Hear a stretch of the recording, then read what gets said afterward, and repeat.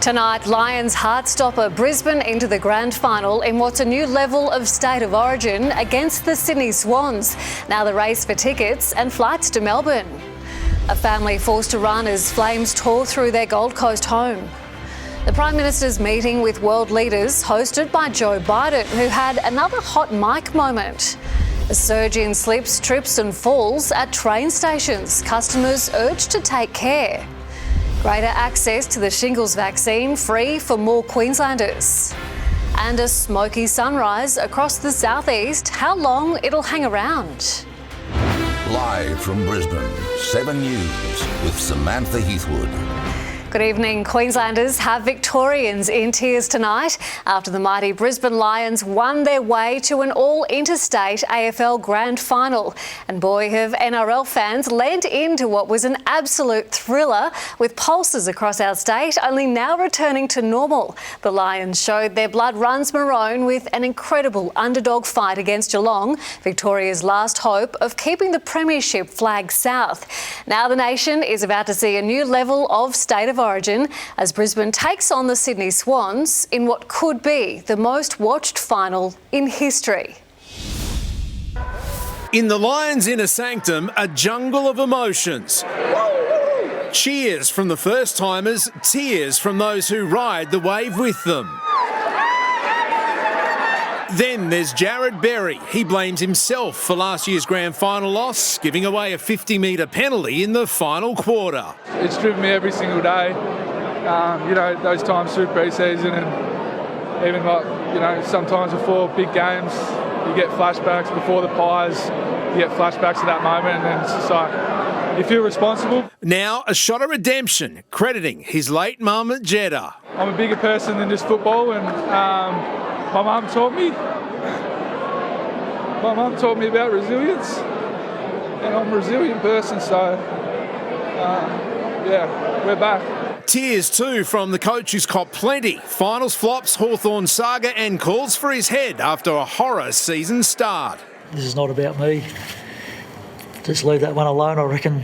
I appreciate you asking the question, but I'm pretty good. I work at a great footy club and I have many fantastic people around me. Who's the better coach? Chrissy Fagan, not Chris Scott. We got there. On your fags! With our NRL hopes extinguished, the Lions now carry a state's footy fortunes and its origin like.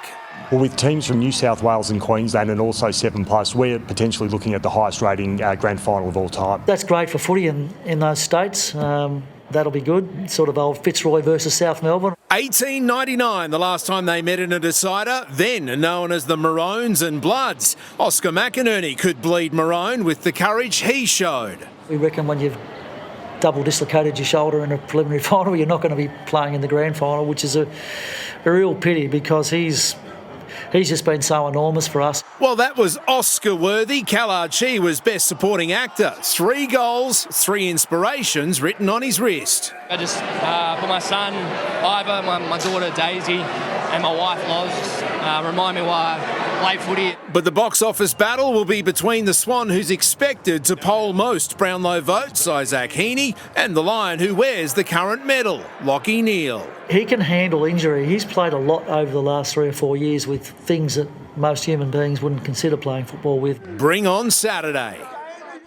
And Ben Davis is back from the pandemonium in Melbourne and it's about to ramp up even more. Yeah, that's right, Sam. Hello, everyone. It starts tomorrow night with the Brownlow medal here in Brisbane because just like last year, the team won't fly to Melbourne for the event. Instead, they'll have a small function at the Gabba. And again, Lachie Neale, one of the favourites to take out the game's best and fairest. A third medal would have him in rarefied air, just the 5th player to do so. Tuesday, a fan day at training. That's 9:30 out at Springfield. Can't wait for that. Now, I've spoken to the AFL about ticketing. A lot of interstate people heading down, so they have put it on hold. Information will drop tomorrow, but as always, members will get first crack. Now, coming up in sport, the fallout from last night, including who's likely to come in for the injured rock and roll star, Oscar McInerney. It'll be a fairy tale grand final call-up for whoever gets the nod. So much to see in about 40 minutes, Sam. Cannot wait. Certainly. Thank you, Ben. Well, the Swans had an open training session today where Kate Massey was. Kate, fans there surely aren't as loud as Queenslanders. Well, Sam, they're pretty passionate. I think they would give Queenslanders a run for their money. This grand final being dubbed the AFL's very own version of State of Origin. Now, hundreds of Swans fans packed into the SCG today to show their support for Sydney. Sydney will travel on Thursday. They will remain here until then, and no doubt they'll have plenty of excited fans travelling down to Melbourne with them. And it's kind of like a better State of Origin, an AFL State of Origin. The crowd and the fans have been unbelievable this year. When you've got the X factor like some of our players do, and coupled it with a good bunch of kids and a good game plan, I think we're exciting to watch as well. This is Sydney's 5th grand final appearance under John Longmire, and it is the first time that these two sides have gone head-to-head in 125 years in a grand final, Sam. A Gold Coast family has been forced to run for their lives from their burning home.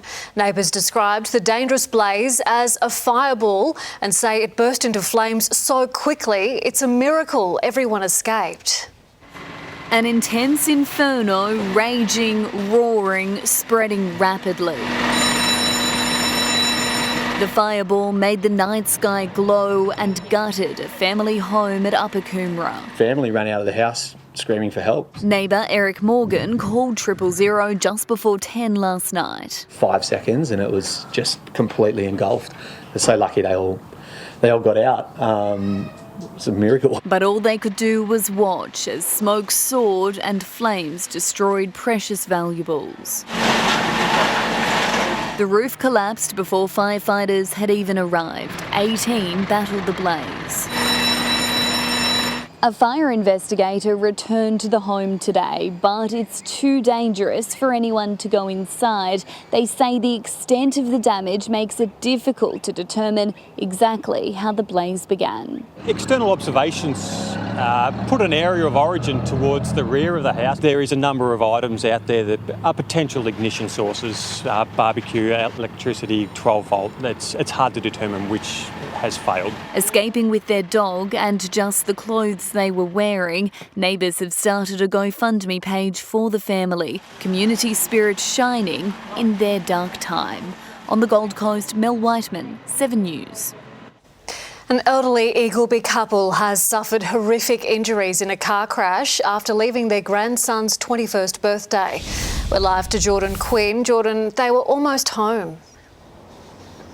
Sam, they were just 3 minutes around the corner when a white Kia smashed into their silver Hyundai on River Hills Road just before midnight. The 79-year-old grandfather and his 78-year-old wife suffered gruesome leg injuries and were taken here to the PA hospital where they remain tonight. The grandmother is in ICU. Her husband has undergone surgery. Now, it's understood initial investigations suggest the Kia had veered onto the wrong side of the road. Police are looking into the cause of the crash and whether speed or distraction could be factors. The driver of the Kia, a woman in her 50s, is currently assisting police. Sam, at this stage, charges are yet to be laid. Jordan Quinn, thank you. The LNP is ramping up its rhetoric on youth crime, revealing a new alternative school on the Gold Coast. It's part of a $40 million pledge for 4 new schools, but the Treasurer claims the figures don't add up. In the battleground seat of Gavin, both sides are zeroing in on 2 key election issues. Whereabouts do you live? I live at Hope Island. Labor's incumbent in Rabina announcing 2 projects to inject almost 3,000 homes. The breakwater approval fast-tracked through the government's new development process. That's 550 homes that will be affordable for, young people in this city, frontline workers. Her rival ramping up pressure on youth crime. Incredible results, turning the lives of young people around. They've helped me get my life started in my career. The Gold Coast's Men of Business, one of the LNP's alternative schools to intervene in Year 7 for disengaged kids. $40 million allocated for 4 new schools. This is gold standard. Earlier than ever before, more targeted than ever before. The Treasurer isn't buying it. I can tell you it costs $80 million to build a primary school. Cameron Dick revealing new youth crime statistics as the LNP was turbocharging its message with a new ad. The LNP will bring in stronger laws. Elevating crime victim and Capalaba candidate Russell Field. The first quarter of this year, we've seen an 11% reduction in offences. We know the younger children are, when they have contact with the justice system, the more likely they are to go on to re-offend. The head of Queensland's Council of Social Services has accused both sides of politicising youth crime and says LNP's tough stance of adult crime, adult time won't work. The last thing we need from our male leaders is replicating tough guy attitudes. Just over 4 weeks until Queensland decides. Jacqueline Robson, 7 News. Fire crews have battled more than a dozen blazes in southern Queensland this weekend. It made for a hazy morning in Brisbane, with the city waking to a smoky sunrise. The air quality was rated fair today in Moggill and Upper Kedron, as well as parts of Logan, Ipswich and the Scenic Rim. Planned burns are being carried out, but there are also large grass fires causing the smoke haze. Crews worked through the night to keep a blaze under control in Brommelton near Beaudesert. Let's bring in Michelle now. Michelle, where are the rest of the fires? Sam, they've been popping up all weekend. Here is a look at the areas with fires today which were big enough for authorities to issue alerts to avoid smoke. The blaze near Bribie is a hazard reduction burn, but the rest are bushfires. And the threat continues tomorrow, with fire danger ratings remaining moderate in the southeast and high out west and in the Gulf. A fire ban is now in place for southwest Queensland, and we could see more hazy conditions tomorrow. Your full weather wrap coming up soon, Sam. Thanks, Michelle. Well, an apparent hot mic moment has put Joe Biden at odds with the official reason for this weekend's Quad Summit. The White House insists the alliance isn't about containing China's aggression, but the president's comments to Anthony Albanese have undermined that notion. More than 60 years after he studied here, Joe Biden welcomes Australia's Prime Minister and 2 other key allies to his old Delaware high school. The so-called Quad, India, Japan, the US and Australia, uniting to counter China's bullish push into the Indo-Pacific. We'll always be better off when like-minded countries and our 4 great democracies work together. The 4 leaders agreeing to expand maritime surveillance, bring their coast guards closer and create a Quad airlift capacity to tackle regional disasters.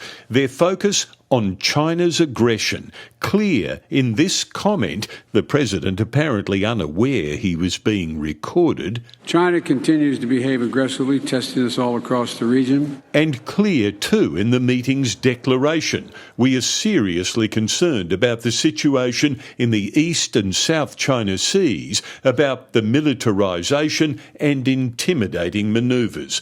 As well, President Biden announcing a plan to expand vaccinations against cervical cancer throughout the region. Today, America, Australia, India and Japan choose to fight.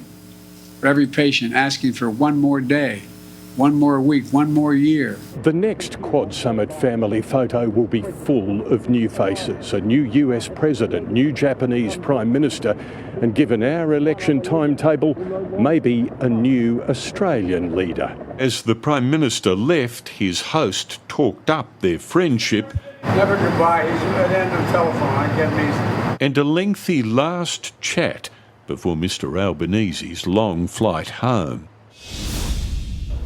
And an interesting sidelight here to a suggestion that relations between India and Australia might still be strained from a scandal over Indian spying in Australia several years ago. It did appear for much of this meeting that Prime Ministers Albanese and Narendra Modi would not get to sit down together one-on-one, adding to the sense that things are still tense. In fact, the 2 leaders did meet right at the end of the program, and very briefly, but they did get together. Prime Minister Albanese now says relations between India and Australia have never been better. Tim Lester. Australian women have added their voices to the chorus of abuse allegations against former Harrods owner Mohammed Al Fayed. Lawyers for the alleged victims say although the billionaire is now dead, anyone who helped him could still face prosecution. This is the worst case of corporate sexual exploitation of women that I've ever come across. The allegations stretch over a quarter of a century and span multiple continents. Some experts claim they amount to sex trafficking. The federal government is demanding Peter Dutton come clean on his plans for nuclear power, urging him to use a speech tomorrow to detail how much the policy will cost and what it will mean for power bills, re-energising the debate as the US plans to reopen a notorious nuclear plant. 3 Mile Island, Pennsylvania, the site of America's worst nuclear accident. A partial meltdown in 1979 destroyed Reactor 2, triggering a radiation leak. Easily the most serious accident in the licensed reactor program. The incident left one functioning reactor, but it was shut down in 2019 because it wasn't making any money.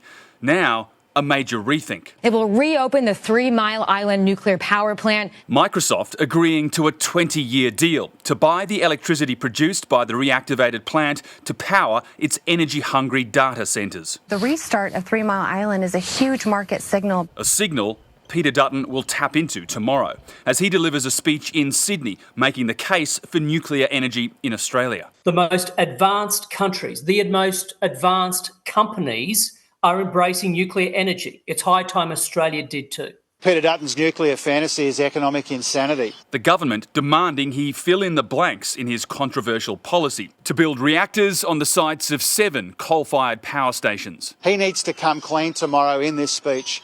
What will it cost? What will it mean for power bills? Opponents to good sound policy are going to run a scare campaign no matter what we say or do. 7 News understands Mr Dutton won't be announcing any new policy details during that speech tomorrow, instead using it to reinforce why he thinks it's time for Australia to add nuclear power to our energy mix. We will release our plan on a timetable of our choosing, not of Jim Chalmers. Preparing for the inevitable fallout. Rob Scott, 7 News. Donald Trump has poured cold water on the prospect of another presidential debate. It came only hours after his opponent, Kamala Harris, agreed to a second matchup next month on CNN. She's done one debate, I've done 2. It's too late to do another. I'd love to in many ways, but it's too late. He made the comments from behind a protective glass screen at a rally in North Carolina. It's a debilitating condition that strikes down a third of Aussies in their lifetime, but the cost of a shingles vaccine is out of reach for many. Now, another 250,000 people will get access to it for free.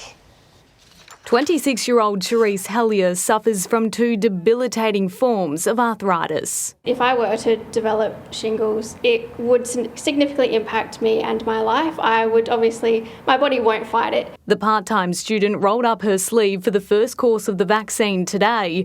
Doctors had recommended she take it sooner, but at a cost of $560, it had been out of reach.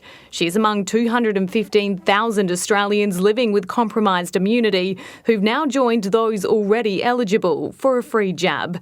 Doctors say it's about time. I had a patient with cancer that developed shingles late in his cancer progression, and he developed florid shingles that wasn't controllable by antivirals, and he was in agony. The government promises not to have a repeat of the vaccine shortage that happened during the first free rollout. We have about 500,000 doses right now in Australia, but given the popularity of this program, we've been watching very closely to make sure that we don't get caught again. Currently, anyone 65 or over is eligible for the free vaccine, but the government hasn't ruled out lowering the age threshold. Patients are encouraged to check with their GP if they're eligible. Jasmine Turlings, 7 News. Taking precautions on the platform. Coming up, exclusive, the alarming spike in slips and trips at train stations. Wrong side of the tracks, how this car became stuck. The welcome home party for our Olympic and Paralympic champions. And it's the answer we all want to know. Why did this chicken cross the road?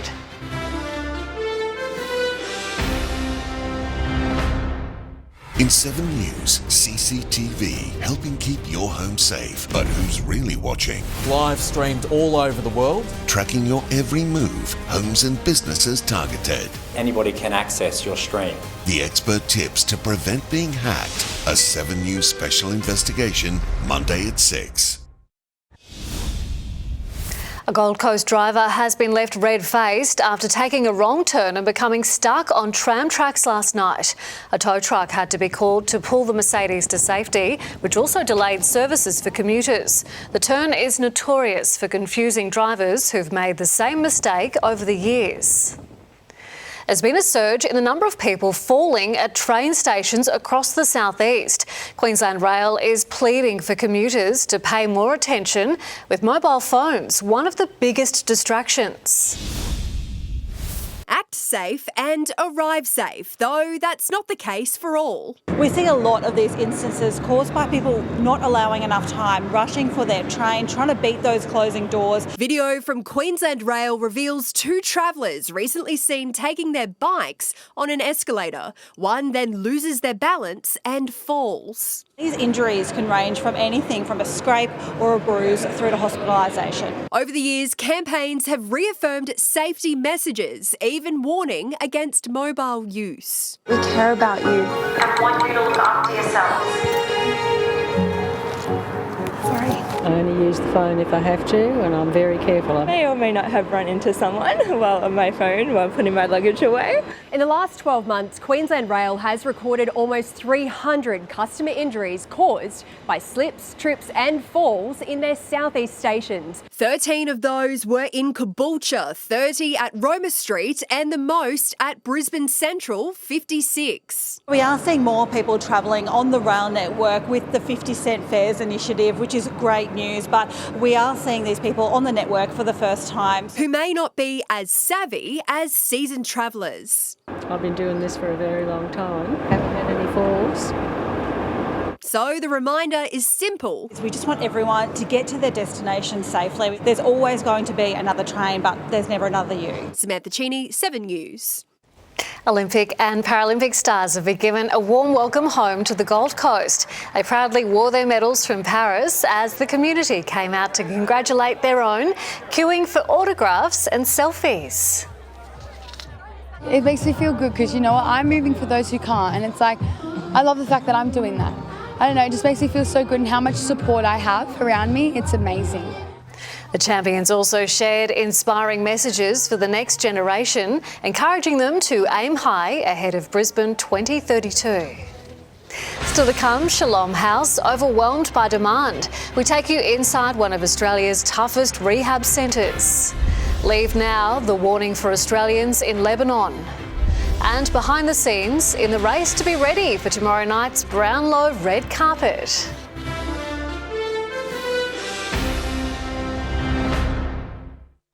Quenching a hard-earned thirst. That's better. Selling beer to Queenslanders. Flashback 7 News, coming up soon. One of Australia's largest and arguably toughest rehab centres is now being overwhelmed by demand. The controversial founder of Shalom House says he's struggling to find enough beds to house addicts and others hoping to rebuild their lives. Peter Lyndon James is not your average drug rehab counsellor. For a large part of your life, you're actually a pretty bad man. I wouldn't say bad, but I've done bad things. Having been one of Australia's most prolific meth dealers, becoming the head of Australia's biggest rehab service is an unlikely twist of fate. Shalom House is unconventional. Its 160 residents told to surrender everything. So they come to you and they basically give you complete charge over their lives. That's correct, everything. That's a huge responsibility. Yeah, so they sign a power of attorney, which gives us permission to act on their behalf. The second that they choose not to be a part of the program, then that becomes null and void. Everybody works Monday to Friday, 9 to 5. The holistic program is about setting a routine. A lot of them have never worked, they've been on the dole for 20 odd years. Critics say Shalom uses its residents as slave labour.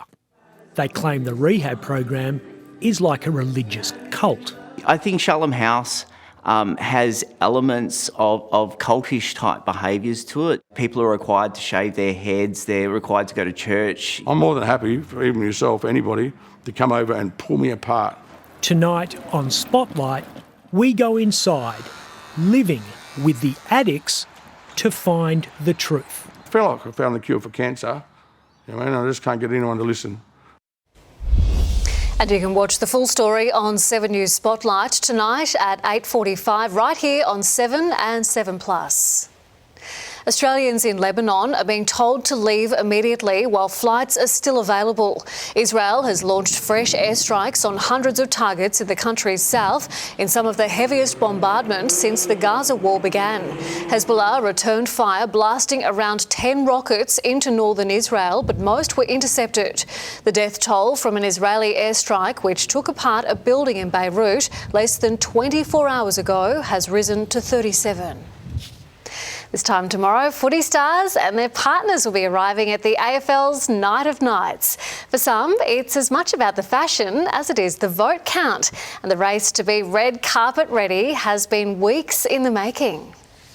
A moment on the Brownlow red carpet. Hours and hours in the making.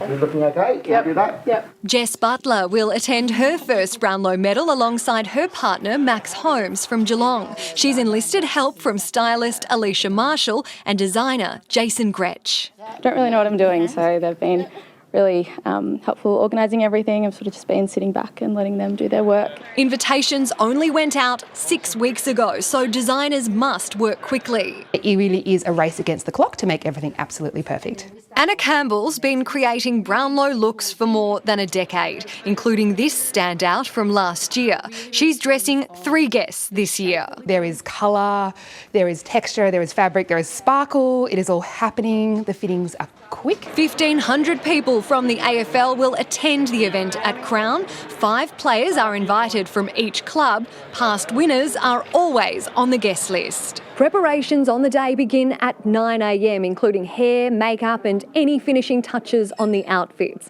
The guests will begin walking the red carpet at 5:30. We've got appointments that run the whole day back to back. It is chaos, but it's organised. We've done this many times and we've got a really well-oiled ship. Melina Saris, 7 News.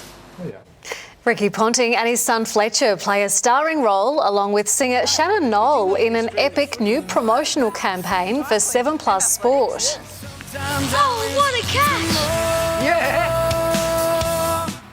Making a historic change in the sports media landscape, Australia's #1 summer and winter sports can be now streamed for free. This includes tomorrow's Brownlow, the grand final and upcoming test series between Australia and India. Living at home for longer, coming up, the high-tech gadgets helping older Australians. An army of hands getting dirty to help clean up the ocean. Finally, we find out why the chicken crossed the road. And we look back at beginnings of beer in the Sunshine State.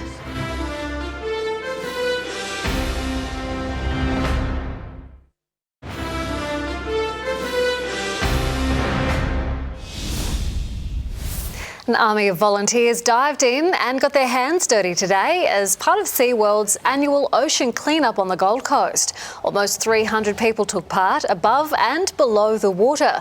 More than 150 kilograms of rubbish was collected on land and divers removed 90 kilograms of rubbish from the seaway. Most of it was fishing equipment like hooks and lines that can be deadly to sea life. A little boy abducted when he was just 6 years old has been found almost 3/4 of a century later. Luis Armando Albino was playing with his brother at a California park in 1951 when a woman kidnapped him and put him up for adoption. His distraught mother never gave up hope of finding him, but she died in 2005. Luis was raised by a couple in New York and lived a full life, only finding out his true identity recently thanks to a niece who tracked him down. He's since been reunited with his brother 73 years later. Moving into a care facility was once considered the only option for many ageing Australians. But there's now new technology helping people stay in their homes for longer and for as little as a few $100s. They're the gadgets once reserved for hospitals and aged care facilities. Now they're available in the comfort of your own home. Easy to use, plug and play. Demand for home care is booming and businesses are taking notice. We've adopted a lot of our institutional products, so they're institutional standard to a home care application. From sensors to tell a loved one when they're out of bed to door alerts if someone with dementia accidentally leaves the house, This device is called Ensign. It's placed under a mattress and checks on your health every 3 seconds. We have people here caring for their loved ones in London, and they get an update on the status of them in their home. 72-year-old Kim Whittington lives at home with the help of Google Home. He's blind and says without it, he'd be forced into aged care.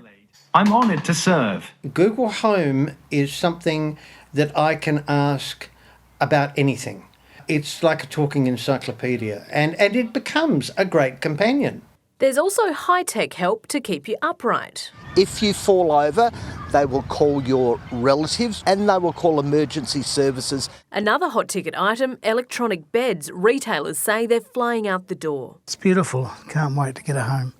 As for the cost, these gadgets range from a few $100s to several thousand. But for those who really need them, they're often free, the cost covered under the National Home Care Package scheme. But again, you've got to ask the right questions of home care so that you can get the assistance that you need. Casey Trelaw, 7 News. Could we finally have an answer to the age-old question, why did the chicken cross the road?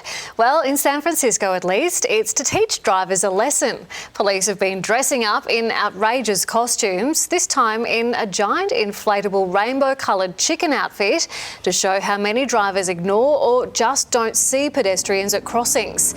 It's a silly stunt with a serious message. Dozens of drivers have been fined for not stopping. We love our beer in the Sunshine State. We have plenty of choice now, but there was a time when the number of brewers was limited and there was a war to win customers. That story's just ahead in Flashback. But it's sport time now. There's a key line in the wars, Webby. The big O, Sam. Hello, everyone. A ruck shake-up looms. Who'll take his place? And the special reaction to Cobra Kai's Specky. Hello Queensland, this week on Sunrise your next holiday is on us. Every day you could win a getaway to a different destination, from Japan to Fiji to Bali. Plus megastar Katy Perry live on Sunrise as she arrives down under. Also Miranda Kerr, Kylie Minogue, Dua Lipa and a Webcke exclusive with Seinfeld's Jason Alexander. Plus the Brownlows Unfiltered. We're behind the scenes for the footy and the fashion. Start with Sunrise. Oscar McInerney's all but ruled out of the grand final, but the lion-hearted ruckman's bravery is being celebrated, not commiserated tonight. The Big O returned to the field after dislocating his shoulder twice, inspiring the Pride to claw their way past the Cats. If anyone typifies the Lions' real-life Rocky story, it's the Big O. No matter how many times they get hit, he has popped his shoulder, Oscar McInerney. They keep getting back up. Oscar battled on bravely. A double dislocation eventually ended his day and likely season, but inspired the Pride. That's one thing we know. We'll always come back and we'll always fight. It's in our DNA. It's how we built, the culture and the team. Yeah, that's him. He's full of heart. He's a bloke that just gives himself to the team. It'll be a downer for us that he can't play in the grand final, but I know the boys will probably find a way to use that as a dedication for the game as well. The likely replacement, Darcy Fort, hasn't been sighted since round 7 when Brisbane copped the giant lesson. 2-5 at that moment, still sitting 13th by June. If you had have said to me at the halfway mark of the season we're going to be playing in the grand final at the end of the year, I probably would have said you're crazy. 44 points down in a semi, 19 down half-time of the prelim. These Lionhearts find ways to climb off the canvas. What did you say? Did you get up and about? It was special. Cam Rayner exercised his September demons, failing to make an impact in last year's grand final. Just 4 touches to half-time in the prelim. Answered in a way very few can. Cam Rayner's got it! The stuff that he does around the contest, none of the fans recognise that, and we recognise it.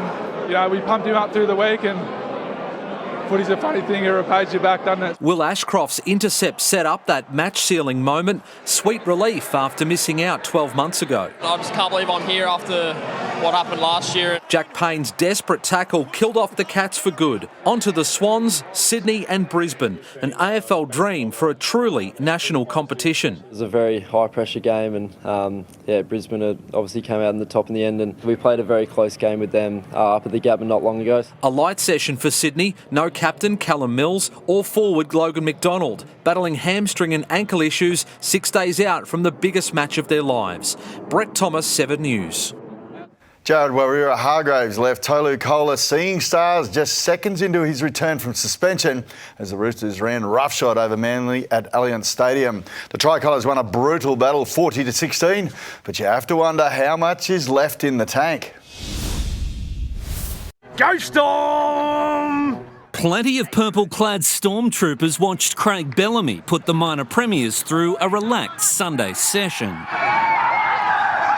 At this time of year, the week off is like gold, even more so when your prospective opponents beat each other to it. Kohler was KO'd trying... Oh, no. The start was a little bit surreal in some ways, losing Tolu and Jake, the first 2 tackles of the game. Sometimes with that, you can get yourself in the wrong spots when you're going a bit too crazy and a bit too hard. I really enjoyed the start of the game. I thought the couple of front rowers set the tone from the start. After the Panthers mauling, Trent Robinson purposely dialed up the... Oh, look, Kuatu! As the brutality continued, Jake was cleared to return. Cartwheels are sprouting who we are. We need to make that next week. Nick Markham, 7 News. The Storm host the Roosters at Amy Park in the first grand final qualifier on Friday night. Then it's the Panthers versus the Sharks at Accor Stadium on Saturday night. A spot in the grand final curtain raisers on the line tonight in Redcliffe. The Devils and Dolphins right now battling it out in the Queensland Cup decider. A Tessie New doubles put Norse in the box seat. Now Tessie New again, a man over, Namumbo! Can't stop Tessie New! 18-10 at half-time. The winner faces the champions of the Southern competition in the state championship. Alex Carey still copping it for his infamous stumping of Johnny Bairstow. Back in England for the first time since that incident in last year's Ashes, Carey was booed before rescuing Australia with a Michael Bevan-like 74 in Australia's 270.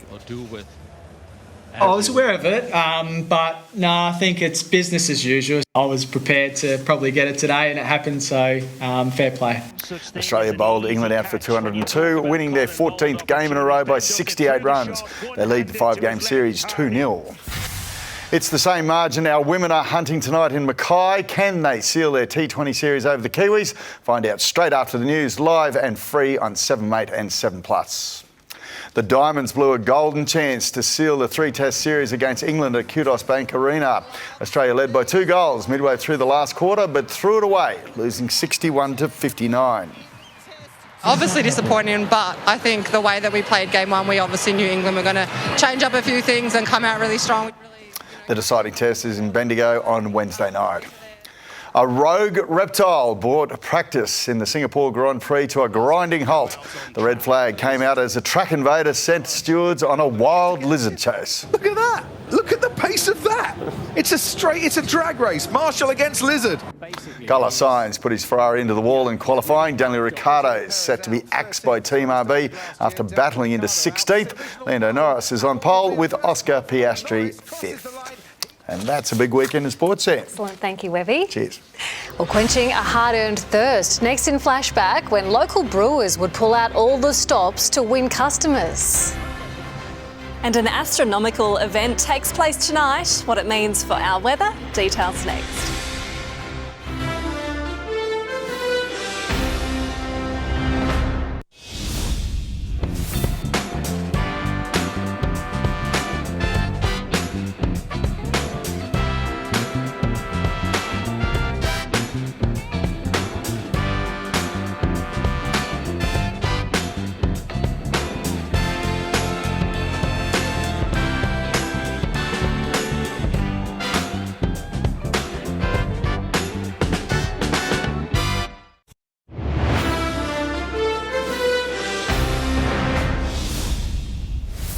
The choice for beer drinkers has never been better, from craft ales to a growing number of non-alcoholic brews.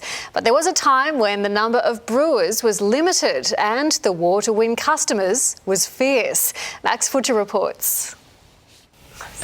For more than 140 years, Castlemaine has been mining liquid gold. From humble beginnings in Milton, it became the dominant supplier for a thirsty state. But there's always been challenges. Painting the house, doing a good job. The brother drops in with our old mate Bob. How about a gold top? A beauty. Good old gold top, she's a beauty, all right. In 1977, Brisbane Bitter was launched by Carlton United. But for decades, Queensland's favourite was untouchable.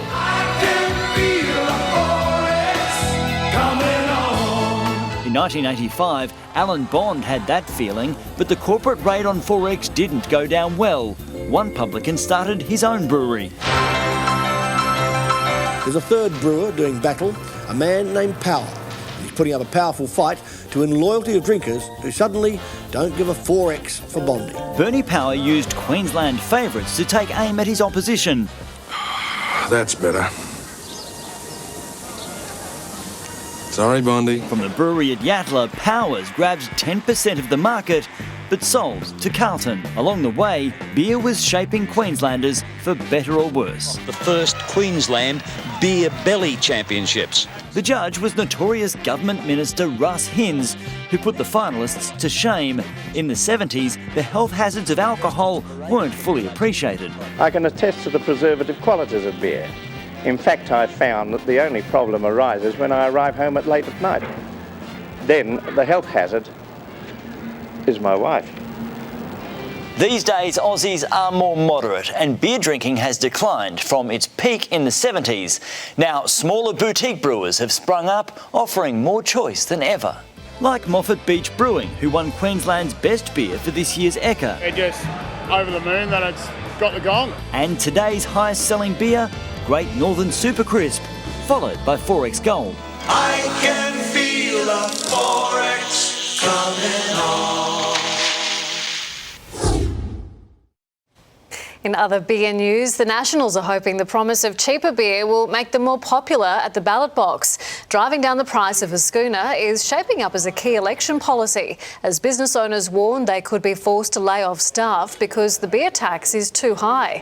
Nationals leader David Littleproud is holding talks with industry experts tomorrow.